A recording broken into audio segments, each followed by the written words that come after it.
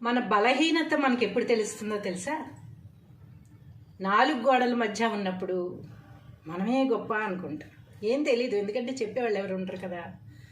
నలుగురిలో తిరిగినప్పుడు మాత్రమే మన బలం ఏమిటి, బలహీనత ఏమిటి అనేది తెలుస్తుంది. దీనికి ఒక చిన్న ఉదాహరణ చెప్తాను. ఒక స్వామీజీ గదిలో కూర్చుని తలుపులన్నీ వేసేసుకుని ఎన్నో రోజులుగా ఘోరమైన తపస్సు చేస్తున్నారు. మౌనంలో ఉన్నారు. నిద్రాహారాలను జయించారు, అన్నిటినీ జయించాను, నేను కోపతాపాలు అన్నిటినీ జయించాను అని అనుకున్నాక ఒకరోజు ఏమైంది, అవును నేను అన్నిటినీ జయించానని నేను అనుకుంటున్నాను, కానీ ఇది జయించానా లేదా అనేది నాకు ఎలా తెలుస్తుంది? ఇప్పుడు ఎవరన్నా మనం తిడితే కదా మన కోపం వచ్చిందా లేదా తెలిసేది. ఏమీ లేనప్పుడు అసలు ఎలా తెలుస్తుంది? ఏం తెలియదుగా. అందుకని ఏం చేశారు, ఒకసారి బయటికి వెళ్ళొద్దాం, బయట ప్రపంచంలో ఏం జరుగుతుందో చూస్తే వాళ్ళు ఏం మాట్లాడుతున్నారు, ఏమిటి, మనం ఎలా బిహేవ్ చేస్తున్నాం అనేది తెలిస్తే మనమే రియలైజ్ అవ్వచ్చు అనమాట. లేదు ఏం కోపం రాలేదు ఏం రాలేదంటే ఓకే రైట్ అనుకుని ఉండొచ్చు.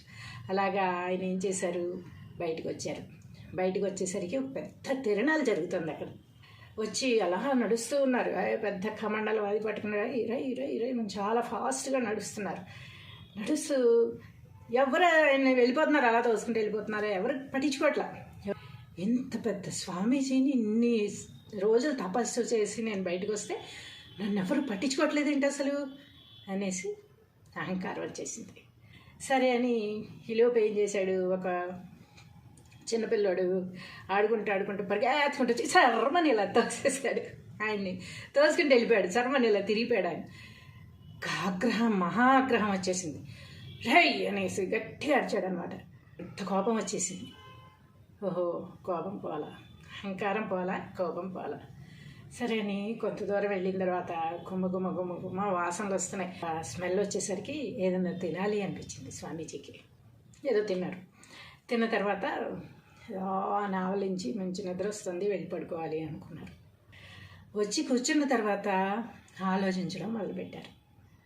అవును కదా, నేను ఎందుకు వెళ్ళాను అసలు బయటికి? నాలో ఉన్న నేను అన్నిటినీ జయించేశాను అనుకుని కదా నేను బయటికి వెళ్ళాను. కానీ నాలో ఉన్న అహంకారం పోలేదు, కోపం పోలేదు, ఆకలి పోలేదు, నిద్ర పోలేదు. అంటే కోరికలు ఏవి కూడా నశించలేదు. అంటే నేను ఇన్నాళ్ళు ఏమనుకున్నాను, ఈ 4 గోడల మధ్యలోనే ఉండి నేను అన్నిటినీ జయించాను అనేసి నాకు నేనే అనుకుని వెర్రవీగుతున్నాను. ఇప్పుడు బయటికి వెళ్ళి నలుగురిలో చూస్తే కానీ నేనేంటి అనేది నాకు తెలియలా.